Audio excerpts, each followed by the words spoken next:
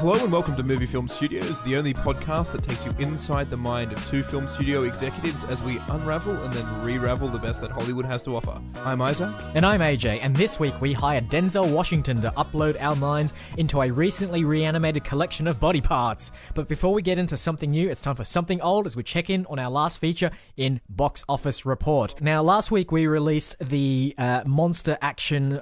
not horror, but action-adventure film, The BW. The BW.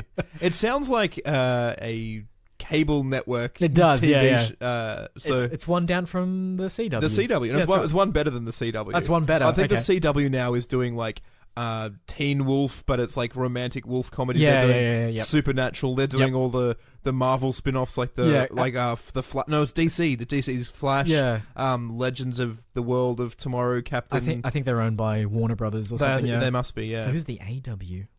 Ooh, A&W is a restaurant chain in America, I think. So, all right. So AJ, how'd it go this week? Well, interesting that you say that. So, obviously, when you approach someone to do a film like this, when you say, we're going to have a blue whale, and it's going to be... So the whole story was a bunch of French perfumists decide to genetically enhance a blue whale to kickstart or to further accelerate its evolutionary process. And as a result, it starts growing legs, crawls up onto land, and takes over the world. Yes. Yeah. Now, from a production standpoint, you'd think straight CGI job for that one, right? Yes, absolutely. No chance you could do it any other way. We decided to do it the other way. So we got in contact with James Cameron. Now, James Cameron is all about, when he's not making films about whatever, he's in his little submarine, diving down. He's going down. Mariana Trench is like his second home. Yep, diving down to the briny deep. So we knew that he would know some blue whales. Yeah. Just know them. He's got them in his big Rolodex of contacts. So we called him up and we said, look, Jimmy, we've got a film here. We need at least one blue whale that we can attach prosthetics to. Yeah. And put it on a green screen underwater. So that's fine. It's all pretty green under there anyway. You can't use blue screen underwater. No, and you specifically, can't. You can't use blue screen with a blue whale. No, you can't. Because just nothing comes out the other side. Just be a pair of eyes floating on the screen. So he said, yeah, Jimmy, can you hook us up? He said, yep, absolutely. So he took us down in his little submersible. We got in contact with a lovely, lovely blue whale by the name... What was his name again? Snorkel. Snorkel, yeah. Snorkel was like, yep, I'm totally fine. Attach the prosthetics to me, give me legs, give me so on and so forth. Shot the film with him. But now he wants producer credits. I mean, we can give producer... We can producer credits a dime a dozen. No, we can't. Because the Academy... Right? So the Academy has specific rules on how many producers a film can have. It's Air Bud rules. It is. Air Bud? Like, it doesn't specifically say that a dog can't play soccer, but it does specifically say that a blue whale can't be producer. Exactly. So we're in a bit of a quandary here because we've got a film. It's in the can. Snorkel was an absolute gentle whale, I guess. You can't really say gentleman. Just consummate professional on set. Does want producer credit. And we can't give it to him because of the Academy. So I don't know what the solution is here. I have pitched making our own Academy instead. I mean, you can't say that. Like, if the Academy gets wind of a clandestine, like, sub-academy... Yep. Do you know how many other academies have just been wiped off the face of the earth, never to be seen again, and in their headquarters, all that remains is just a gold statuette. You don't think the Academy Award is carrying a sword for no reason at all? It will cut the head off any snake that dares to trespass against us. They're actually going to send over Oscar. Yeah, Oscar is a real... He's a robotic man with a sword. It's not just like a representation. No, it's... Where do you think Lucas got the idea for C-3PO from? He was starting up his own clandestine academy and got a visit from a nightmarish gold robot holding a sword. Had to drop his ideas and he just went away and made Star Wars. All right. So I have a theory then. Maybe we don't want to win an Academy Award Because I have a feeling those statuettes aren't actually statuettes. They're like sleeper Oscar agents. Little gold. Yeah. Oh, right, So listening in. That's right. That's right. So, and they obviously only want the best, the best of the best. They only want to listen in on those. That's why, we're surely to get one soon, but maybe we don't want one. Maybe we should reject it if we do get a nomination or we even win one. Because then Oscar the sleeper agent will be entombed in our trophy cabinet. Yeah. And who knows when that thing will bust loose. Who knows? What if we wanted to put another whale as a producer one day? May just step in and say nope. Yeah. Okay, so there you go. The BW kind of in limbo. In limbo, yeah, floating out in the ocean, I guess. Like so many pieces of ambergris. All right, so I guess that brings us to this week in trailers. This week what in is trailers. the first one up? First film we have for you today is Anon, written and directed by Andrew Niccol, who also did In Time, also wrote and produced The Truman Show, and wrote and directed Gattaca. Yeah. So a lot of sci-fi, high concept. I think lumping in Time into high concept is a little bit. Is like, that the one with Justin Timberlake? Justin Timberlake, Yeah. Amanda Seyfried. They've perfected the aging process, so no one has to die. Yep. So your lifespan becomes your commodity. That's right. Yeah. And people pay you money, and you get Yep. an extra couple of days to live. And the super wealthy are immortal, and the poor are struggling to survive. But that's still an interesting concept from a sci-fi point of view. It kind of is, until you realize just how poorly done this wealth divide is. And then the main crux of the story is that you can arm wrestle someone wealthier than you for their time. True. Yeah. And the trick is that you wait to the last possible moment, because in that moment they give up, and then you fight back. And Right. it was just so rubbish. I'm Okay. like, arm wrestling does not work this way at all. If this is the twist at the end of your story, which is supposed to be a big metaphor, I'm like, this is painful. Okay, so a patchy career for Andrew Niccol. But anyway, Anon, starring Clive Owen and Amanda Seyfried's Seyfried, back. returning for another one of his films. I'm not entirely certain what's going on in this film, but it seems to be a sci-fi, near-future... kind of Matrix-style world. Yeah, it looks a little bit Matrix-y. I actually thought it was going to be based on a video game, just by the fact that a lot of the shots seem to be that first-person shot of you see the pistol being held out in front of you, and it's in that lower third of your frame of vision, and that's all you see. So I think the basic premise is Clive Owen is an investigator working for some sort of crime agency, and he's going around investigating things that are happening, but in the future there seems to be some piece of technology, and so the eyes that he's looking through are getting data from some point, and overlaying what he's seeing with pieces of information, and then someone has been hacking in to the data overlay and deleting people, deleting what he's seeing, making him see things that aren't there, making him not see things that are there. And it's all a bit weird. And then Amanda Seyfried comes along and says, you think that I'm doing this, but I'm being framed. My clients keep disappearing. Cue the very, Matrix, Johnny Mnemonic sort of style sci-fi. It also looks very film noir. A lot of the style of the clothing and the cars are sort of a throwback to the 40s and 50s. Very monochromatic. And I think Amanda Seyfried's character, kind of her crux, is that Clive Owen has no information on her whatsoever, so she is anonymous. Yes. Or Anon. Yeah. Because even she erased the imus. Yep. So we were just discussing prior about Netflix being a kind of... we haven't mentioned this is a Netflix, straight to Netflix movie. And Netflix being a kind of a little bit of a graveyard for directors who might have started off quite well and had a few good films up their sleeve, but have just taken a stumble in recent time. So we've talked about Duncan Jones's film Mutes. We've talked about David Ayer's film Fairyland. What was that called? The Orc one. Yeah, the Orc one, which we actually watched. We did. Bright. Is the name of that film. These guys who had good... Moon is a great film, and then the career has just gone that steady decline, and Duncan Jones is... hasn't really done anything great. David Ayer, what did he start? Fury with Shia LaBeouf. Was that his first film? I don't think it was his first. I think he did a good film. Okay, well, either way, he did a horrible film in Suicide Squad, but Can we Google David Ayer's good film? I'll call the Academy instead. So the Academy is telling me his first film as a director was Harsh Times. We've got Street Kings, End of Watch, Oh, Sabotage. Street Kings, End of Watch. He wrote Training Day. There you go. That's actually probably go. where I was going with Training Day, which does lead us into our second trailer, but I don't think we're quite done with number one. Not yet. So yeah, Netflix sort of, I think they'd probably hope it is more of a rebirthing pool than a graveyard. Yeah. But these directors, sort of falling off the wagon a little bit and trying to get back on. I hope this is good. Yeah, It's been a while since I've seen a really good original concept sci-fi film. Yeah. This has elements that I find intriguing, but I also kind of feel as though it might be really bad.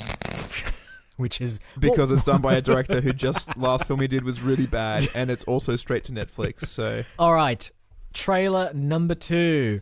Let's change pace a little bit, and let's go for period Victorian drama, I guess, in the form of Mary Shelley, based on, of course, the author of the same name, who penned the literary classic Frankenstein. So this is starring Ellie Fanning as Mary Shelley, and it focuses a little bit more on her life as she was married to Percy Shelley, who's a famous English poet, friends with Lord Byron, also another sort of famous poet, and their sort of tumultuous and twisted relationships. Yes. And then also the backlash that she gets being married to someone who is a known literary genius and producing a work that no one really believes that she wrote. And, interesting conceptually period piece sort of thing. Yeah.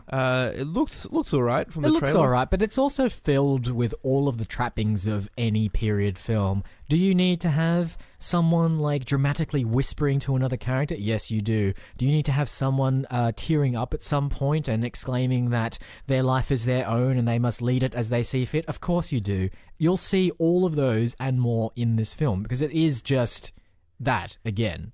Like it has the original twist there is that it's about Mary Shelley and everyone knows the Frankenstein story. And throughout the trailer, it's kind of interspersed with a couple of shots of like what looks to be Frankenstein's hand kind of raising up from a table as if he's just being constructed and is just coming to life.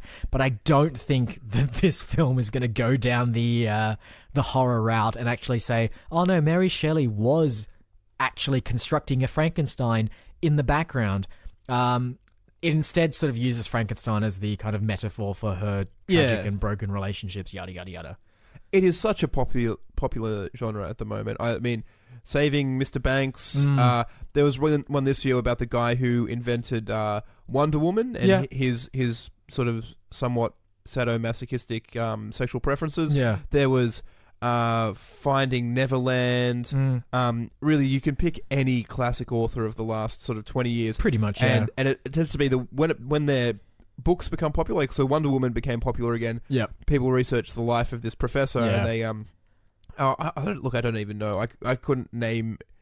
I'm sure that they've all been done. Yeah. But there are dozens of them that sort of keep popping out. It's the public domain thing, right? You can just keep searching through that bin of public domain I think titles. The issue is like the piece of literature doesn't have to be public domain because it's not about the piece of literature. Yeah. It's about the author. Yeah. So long as you're telling a story about the author, then it doesn't matter how recent or who owns the rights to that. Because, I mean, who owns the rights to Wonder Woman at the moment? It'd be DC, don't DC. So who's that going through? Warner Brothers? Warner Brothers, yeah. Yeah, so...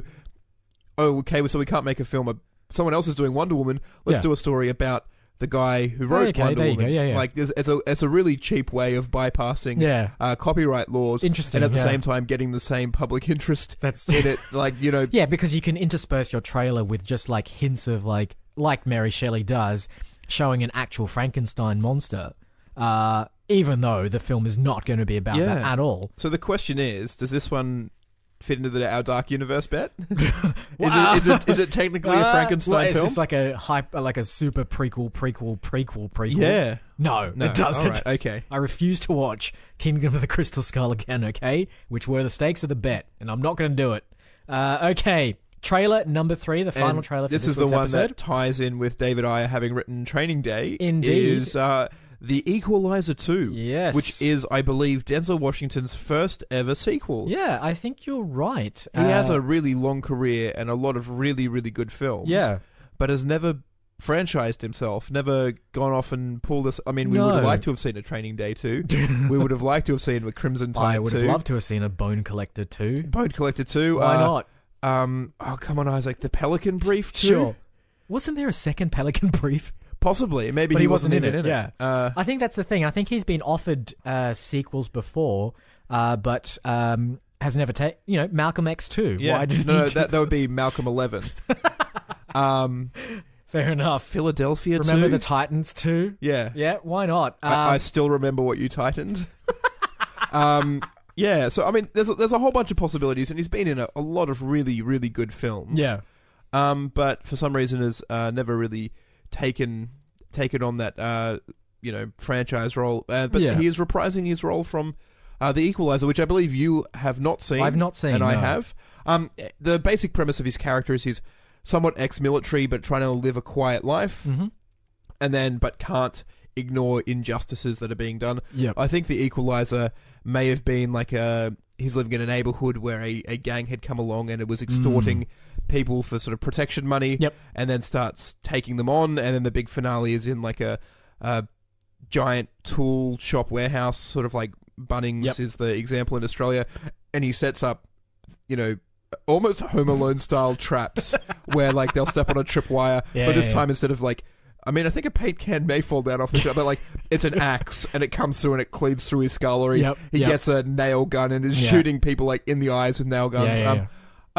This seems very similar, where a friend of his is kidnapped for some reason, and they're like, it looked very much like Taken. It's like, we've taken her. And he's like, you can't have taken her because this isn't Taken. You must have equalized her because this film is equal. I have a very specific set of skills.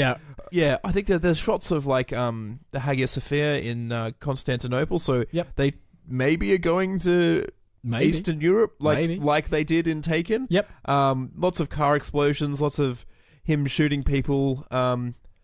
Whiz bang, action packed. Denzel Washington dropping a line. I love there's a scene where he opens a door and he kind of steps through it in slow motion, and in one hand he's got a pistol, in the other hand he's got an Uzi, but he leads with the pistol, which is like, shouldn't you lead with the weapon that does more damage? Like, that doesn't seem efficient to me. The other one is he walks into a room and all he's got is a credit card, and That's he right. Yeah, he uses it to slice a guy's throat open. Absolutely. That's the kind of mindless balls to the wall action that we want to see.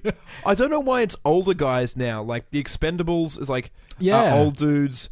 Liam Neeson's an old dude. Denzel Washington's getting up there. Apparently we don't want to see young action heroes anymore. No, you know what? I think I know what it is. I think it's just because of the climate of the world at the moment. You want to see the established action heroes that you've grown to love just doing their thing, no matter how old they are. It's kind of nice. It's kind of reassuring. It's like a warm hug as he slashes your throat with a credit card.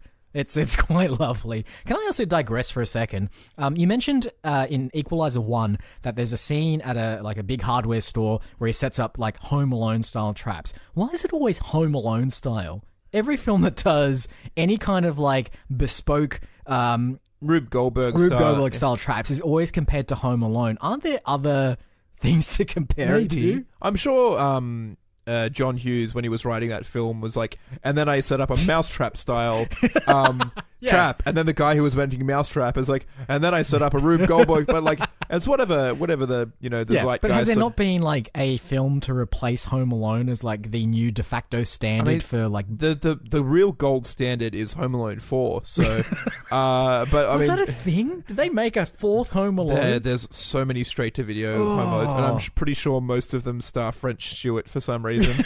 But look, I don't know. I don't think anyone's done like a Rube Goldberg style trap thing since then, and not in the same sort of whimsical kid No, Macaulay yeah. Culkin manner. Because there's like, because I mean that Home Alone's sort of built around the concept of making traps, but most films just sort of feature it as like a sequence. Like Yeah. Skyfall had it, for instance, and obviously the Equalizer 1 has it. Maybe the Equalizer 2. Yeah, maybe exactly. the Equalizer. And from this point forward, we'll now say when a new film comes out, it'll be like, and they've also got the whole Equalizer 2 style traps, and it has to be the 2 on the end of it. Yeah, kids of this generation will go back and watch Home Alone. Yeah. And like, Macaulay Culkin's setting up Equalizer style traps. Equalizer 2. Equalizer style 2 traps. style traps. Okay. All right. So those are the 3 trailers for this week's episode. But of course, before we do anything with them, we need to be in the right environment. And this certainly isn't the right environment right now. So I suggest that the 2 of us take a little walk To the green room.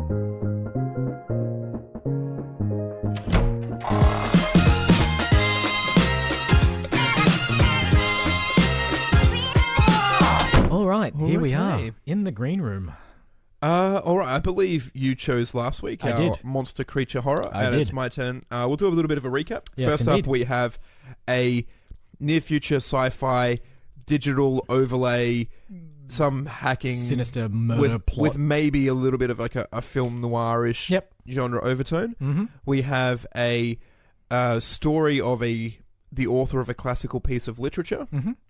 or we have a old man is still an action hero, inexplicably Yep. killing people half of his age. Yeah. Yeah. Um, What are you feeling? I think there's a few there that I think are much more film studios than other ones. Mm-hmm. But I think what we really the premise of the company that we set up was to analyze the market, Yep. find out what the people want, Yep. and beat them to. Absolutely. And I think there is a massive trend on the market Yep. on the lives of authors Yeah. being standalone films, For and sure. I really think that's the way we have to go I with love this it. one. I love it. Now, what I think, something that you raised earlier was the idea of taking not even a character that's in public domain, but a very popular character, and instead of having to license the rights for that character, which is obviously always tied up in,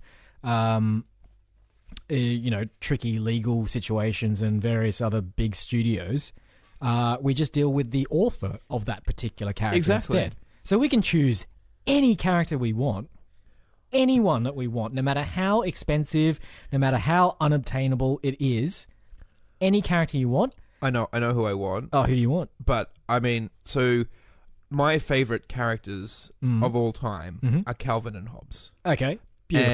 And Bill Watterson has Yep. this sort of very not strange mentality, but it's very counter to most other people Yep. in that he has been approached numerous times by people like Steven Spielberg who want to make a Calvin and Hobbes film. Yep. But he keeps rebuffing them, going, it's not about the money. Yeah. These characters are designed to exist as comic book characters and Yeah. nothing else, and I don't think... And with a very finite run as well. For Calvin and 10 Hobbes. years, almost exactly 10 years. Yeah. 1985 to 1995. Yeah. And you look at the polar opposite there is Jim Davis. Yep. Who has just merchandised the shit out of his own comic. Yep. And that's To the Garfield for anyone that isn't aware. To the point where it's just become like It's horrible. it's on Yeah. everything. Yeah. The comic strip's not funny. No. The jokes have never been funny. Even Jim Davis admits that Garfield without Garfield is a better comic strip than anything he could ever come up with. Yep. Garfield's disdain for the world Yep, kind of yep. feels like it's Jim Davis's disdain for his own creation. It's more syndicated than anything else. He's rolling in Yeah. so much money because he just doesn't care about his creation. No. So what I reckon we do Yeah. is sort of like, have you ever seen The Pirates of Silicon Valley? I haven't, but I know of it. It's a film which sort of tells the story of Bill Gates and Steve Jobs yeah. as they sort of come up through the ranks, and then obviously, but at the end of that film, what's really weird is Steve Jobs is down in the dumps because Bill Gates has bought Apple. Yeah. And he's just like, this is the thing that I never wanted to happen, and it sort of stops at a point before the iPod, before Apple's sort of resurgence. Yep. So it's kind of interesting there. I reckon we do that for Jim Davis and Bill Watterson. Okay. And I don't know if they've ever met, and I don't know if they ever had any sort of rivalry. Yep. It doesn't matter. No, it doesn't This is the matter, yeah. biopic story of Yep. the rivalry of Bill Watterson and Jim Davis. Yeah, that's fine. And we can just pick up any other cartoon like Charles Schultz can be the wise old mentor to both of them. Brilliant. And like a Mr. Miyagi style. Yeah, Mr. Both of them are their protege, and they both sort of like as young kids are doodling, and they both have ideas for these striped cat-like animals, and like there's all this like Bill Watterson says that Garfield is just a plagiarized Hobbes, and like there's all this sort of like tension building up there. Okay. And because again, Bill Watterson will never ever he's reclusive. He like lives in like a small mountain cabin in Montana somewhere, and no one has seen him for 15 years. So he won't even have an internet connection to be able to load up Mufuzawudda to watch this film. No, great. All right. And I'm sure Jim Davis will probably want some money out of it, but there's a legal loophole here where if we're telling his life story, it doesn't matter because we're not actually. That's not his intellectual property. We don't even have to use Garfield at the end, and I think that would save us a ton of money if we say that like Jim Davis was like struggling to create this character, and all we show are like the draft versions of Garfield and the like draft names that he had for him. It's like Marfield? Doesn't seem right. Jarfield? Exactly. Not quite. At no point are the words Garfield, Calvin, or Hobbes mentioned at any point in the movie. But I reckon the way we should end it is like one of the final frames is like it's just Jim Davis working at his desk, and he's kind of like frustrated. There's all these crumpled up pieces of paper around him. He's kind of got the like prototypical version of Garfield there, but he doesn't have the name yet. And he's got all these like names scribbled out, and then you just see his like face light up with like, yes, this is it. And he starts writing the G, cut to black. That's it. We don't show anything else. Yeah. And that way he's have about to finish it off, and from the kitchen his wife's like, "Do you want some lasagna?" And he's just like, "Yeah, I do. I really want some lasagna right now." Yeah, and he puts down his pencil. Yeah. The letter's only half finished, and he's got it. All right, great. So now we just got to figure out the rest of the plot. Exactly. So I mean, you have Charles Schultz always sitting there eating his peanuts, and he sort of is that central sort of the wise old man who's taking these two young boys through the journey. We need to hit the beats of that journey. Like there's always the ups and downs, and they are friends and they're collaborating, and then they have a big fight. Well, I think they probably need to meet somehow, right? So. Usually with tech, it's like, we're both kind of we were at uni together, and we were working on some kind of like garage project for some kind of in like a computing machine, proto Silicon Valley before it really took off. Is there a Silicon Valley for cartoonists? Probably not, but maybe it should be like a graphite, a graphite Dell. Is Graphite Canyon. Graphite Canyon. There we go. So that they both went to university in Graphite Canyon. And had like their garage art studios where week in week out they were just slaving over like just little comic strips that they produce week in week out. And obviously then they get so they find out that Charles Schultz is also a resident of Graphite Canyon. And. Then there's a kind of like a bit of a friendly competition between the two of them to see who can meet him first. Because like Charles is a little bit of a reclusive. He really just likes to keep to himself and munch on his peanuts. And like so in that respect, his personality is much more like Bill Watterson. Bill Watterson is the quiet sort of undersung type, but Jim Davis is really sort of bold and out there, and he's got that big personality. The taste of success, right? So Charles obviously has a lot of success, and Peanuts was and has been licensed out for so many different things as well. I believe that Snoopy is the mascot for MetLife, the big bank in America, or the big insurance company, and has been the mascot for a very long time. So I like the idea that Charles Schultz is kind of like both Davis and Watterson combined. And so he appeals to both of them. You know what we need that this story is missing? Is a love interest. Oh, really? Yeah, like a Lucy to Charlie. Yeah, or Susie Durkins to Calvin, or a Odie? I've never read Garfield. I think Liz is the love interest to John. John, who's the female Garfield? I don't think there is one. There's like a little baby one called Nermal. I think. I thought there was like a female Garfield that shows up at one point. There is actually, and I don't remember her name. We'll go with Liz. Like, so Liz? Somewhere between Liz, Susie, and Lucy. All right, so a love interest for both characters. Are they trying to like? Yeah. Is it like a love triangle thing as well? I'm trying to think of a female comic strip artist, and whilst I'm sure... Kathy, what's her face? I forgot what her is name. It? Yeah. I will call the Academy right now, who does keep exhaustive records of comic book artists. Kathy Guys-White. So her name is Kathy? Kathy, yeah, it is. So the author of Kathy's name is Kathy? Yep.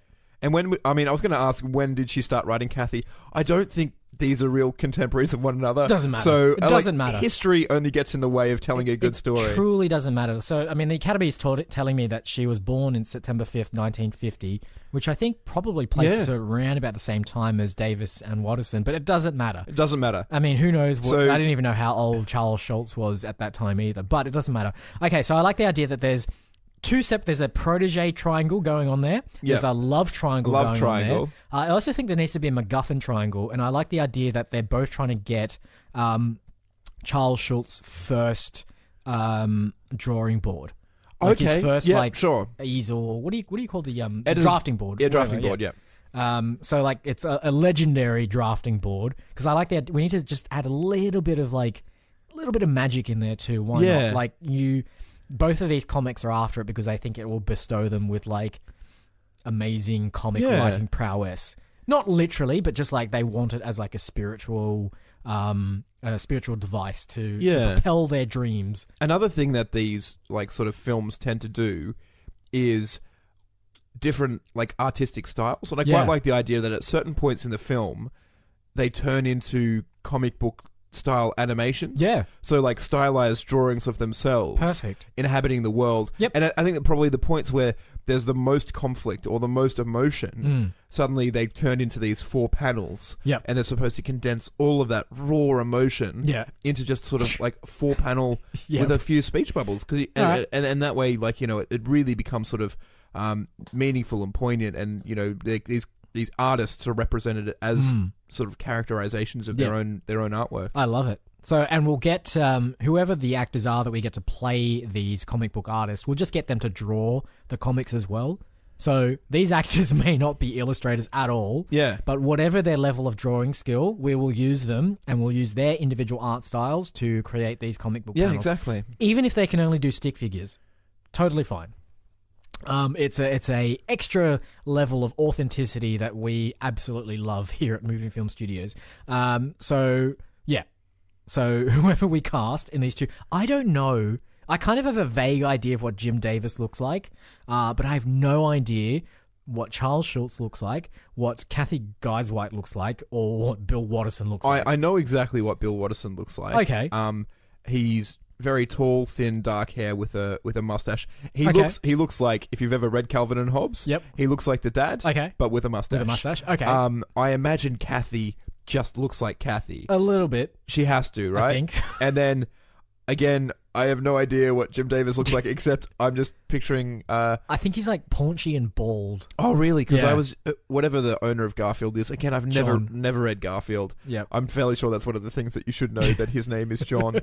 I just expected that he looked like that, but apparently not. No, he doesn't. Looks nothing like it. But again, maybe we don't need to adhere to what they physically look like, because the Pirates of Silicon Valley, did they look anything like Jobs and Gates? Noah Wiley does look quite a lot like Steve Jobs. You're right, and, Anthony Michael Hall, I think, may have played Bill Gates as well. Also looks a lot like Bill Gates. So you do need to have a little bit of that in there. Let's cast this thing.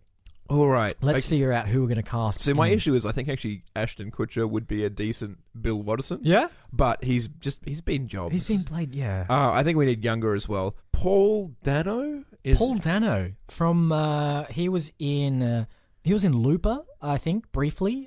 He was also in Cowboys and Carbo's voice is Aliens. He was also in. I'm thinking Prisoner. I think he was Sure, yeah. possibly. He was also in a couple of indie films that... Was he in Fanboys, or am I thinking of someone else? No, I think you're thinking of someone else there. He was in like Ruby... Ruby Sparks. I think he would make a good Bill Watterson, I think. Okay. If he could grow like a wispy little mustache, which I kind of feel like he's the guy who's the mustaches that he grows are the wispiest of mustaches. So can Paul Damo, can he play like the kind of shy, reticent? Have you not seen every film that he has ever been in? Yeah, but he kind of goes also for the clunky, awkward, indie slacker teen as well, doesn't he? Yeah, maybe sort of his shtick. I mean, speaking of that, I mean, there's also Andrew Garfield. It seems. Should we cast Andrew Garfield as Jim Davis purely because of his surname? I don't know. I reckon he could. Like, I don't know. I'm not a big fan of Andrew Garfield, if I'm being completely honest. But you're not a fan of Garfield the comic either, so maybe this is perfect. Maybe it works. So, like, I'm thinking of, like, you know how in The Amazing Spider-Man he played a much more, like, out there, energetic, kind of, like, sweet-talking kind of teenager. I feel like that would lend itself to the character of Jim Davis. We'll just have to give him a bald cap and maybe just say, pack on the pounds a little bit, buddy. Was he an overweight youth? I'm going to try and load up now. Really? Okay. A picture are we of Jim going to look Davis. at Jim Davis as a child? Not as a child necessarily, but this is, they're 17, 18-year-olds. Okay, yeah, yep. Leaving for university in Graphite Canyon. So wait, did Bill Watterson have his mustache back when he was that? In college, yeah. Oh wow, that's a bold choice, my friend. I actually do think you're on a winner there. If I don't like Andrew Garfield and I don't like Jim Davis, then it seems like a match made in heaven. Yep. I also don't like President of the United States Garfield. I don't even like cars in fields because it just reminds me too much of Garfield. All right. So we've got Andrew Garfield and Paul Damo. Is it Damo? I thought it was Dano. Oh, it might be Dano.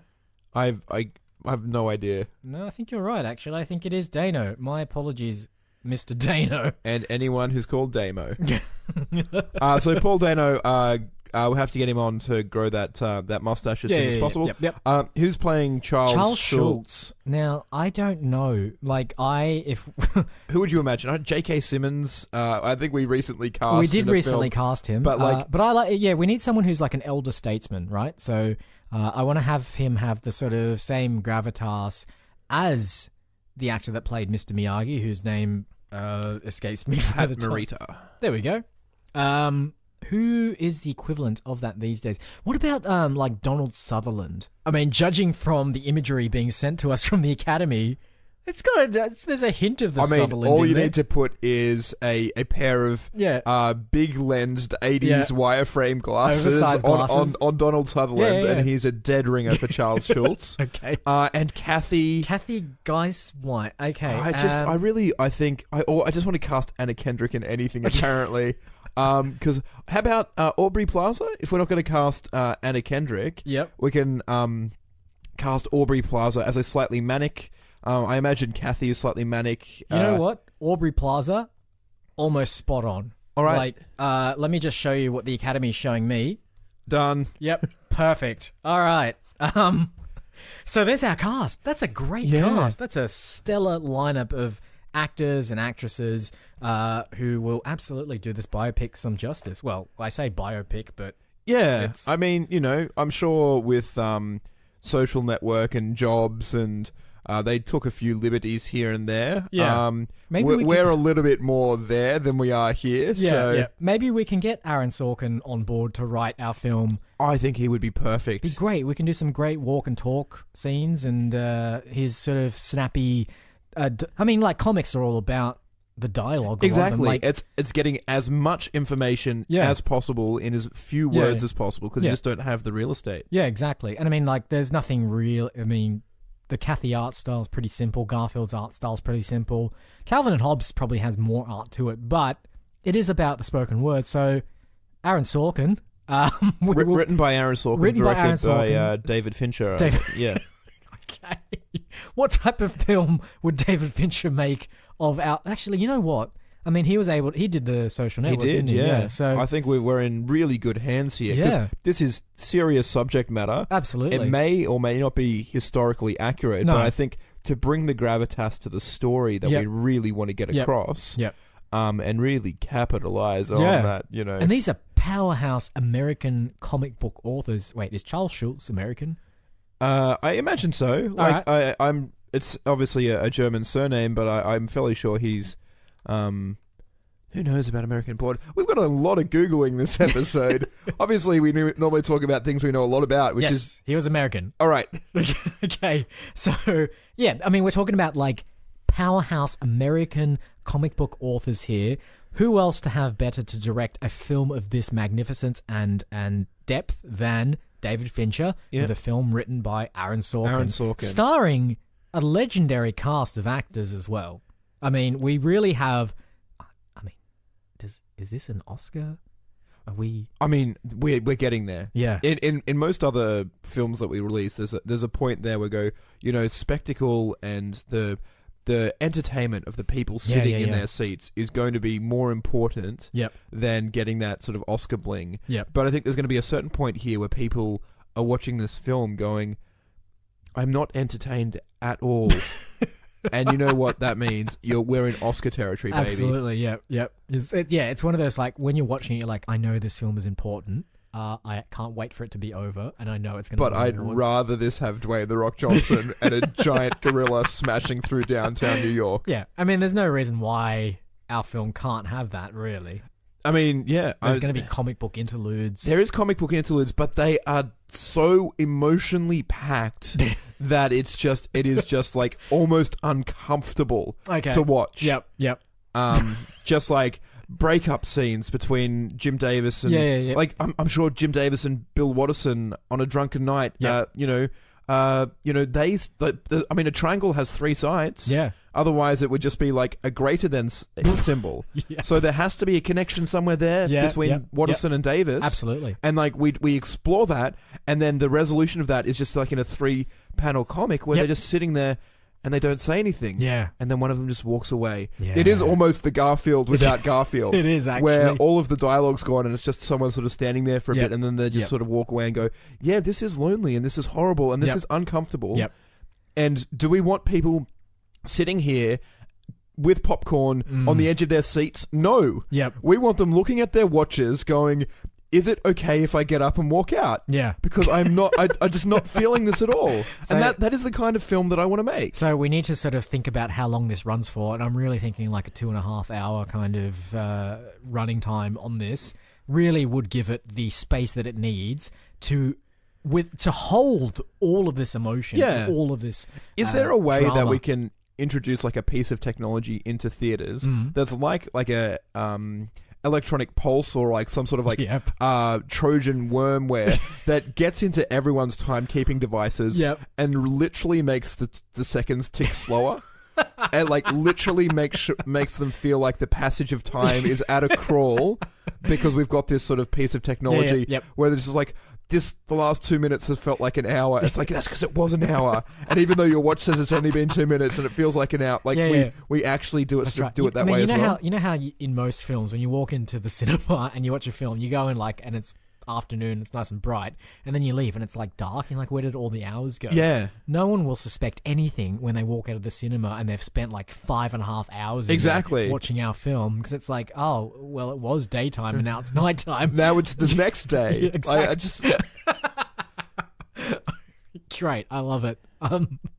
I don't know how we're going to invent this technology. It doesn't matter. The Academy cannot ignore us No, if we they do this. Because I'm fairly sure, like, for the last, how long they've been going, 80 years, this is what they've been trying to do. This is it. You know what? We've had, so like cinema history, we had the invention of sound.